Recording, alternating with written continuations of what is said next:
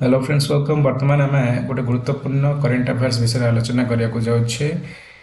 खजा भोग को जीआई मान्यता पाई तथ्य संग्रह आरंभ होती फाइनाली। बहुत दिन डिमांड थिला एटा ओडिया लोक मानकर जगन्नाथ प्रेमी जे महाप्रभु खजा भोग को जीआई मान्यता पाई तथ्य संग्रह करा जाऊ, एथिपाई अप्लाई करा जाऊ।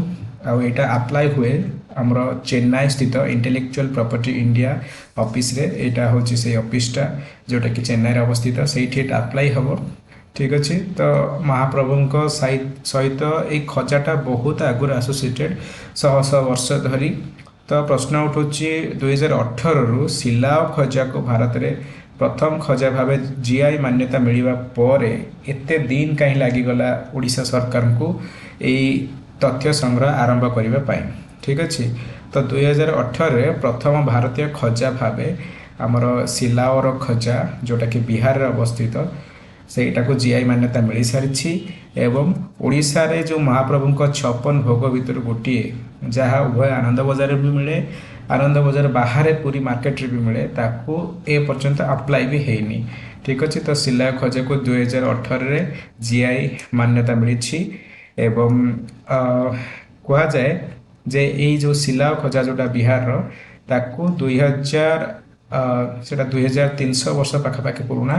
कारण गोटे कहानी अच्छी किंबदंती अच्छी जे यहाँ भगवान बुद्ध को भी ऑफर होता। ठीक अच्छे।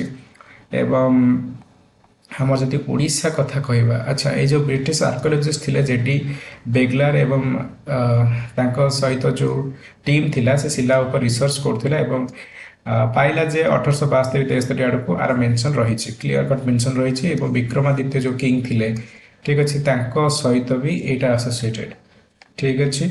आउ जदि आम ओडिशा कथा कहवा, ओडिशा जो मोरियन पीरियड चलता 320 बीसी पर, तो से मिठाटा ओडिशारू आरंभ होता। एवं आमर ओडिशार खजा जो पुरीर खजा आउ आमर बिहार सिला खजा भितर फरक होचे या ओडिशा खजार निर्माण शैली टिके अलग। कारण श्रीमंदिर रे आम जो खजाटा तैयारी होची सेटा शुद्ध घी रे तैयारी होची, मैदा गुड़ चीनी अटा ए सब व्यवहार करा जाउची, जहाँकि भारत रे अन्य जेकोसी स्थान में मिलता खजा ठारू स्वाद रे अलग एवं मेथड ऑफ प्रिपरेशन भी अलग। तो आम आशा करवा जल्दी आमको ओडिया लोक मानू पुरीर लोक मानू यही खजा भोग को जीआई मान्यता मिल जाऊ। धन्यवाद।